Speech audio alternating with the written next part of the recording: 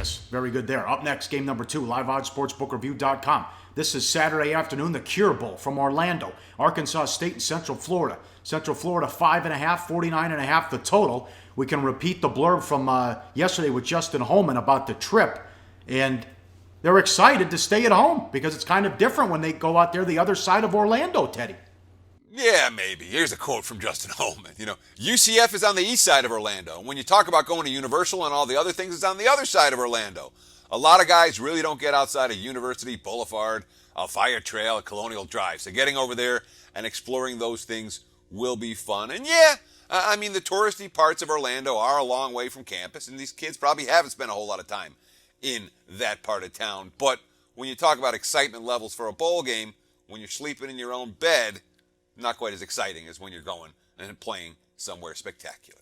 It looks like a major turnaround for Scott Frost, but that wasn't the case. Remember, it was 0-12 to 6-6. But the key is remember how good they were prior to Frost. 2012, 10-4. 2013, 12-1. And 2014, 9-4. The program was already on solid footing. Everything fell apart that one season in 2015. Although it kind of was this Oregon of the East. That didn't happen, Teddy, with the offense.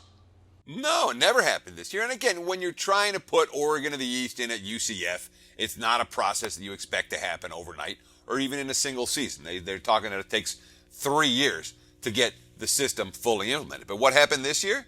Well, you had a bunch of players recruited to play a different system, and they averaged, 362 yards per game? Nothing spectacular there.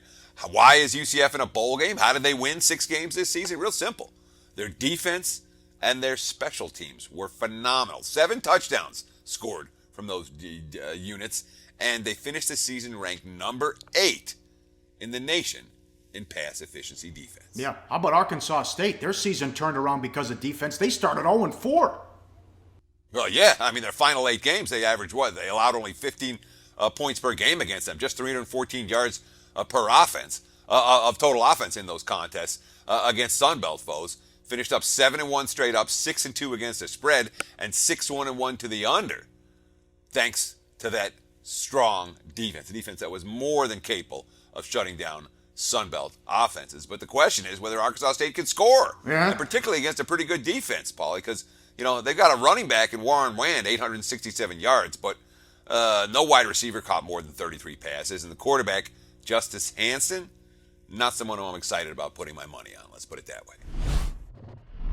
Hey guys, for the full video, go to sbrpicks.com. Research before you bet. Be sure to check out SBR Picks for the best game predictions, breakdowns, and much, much more.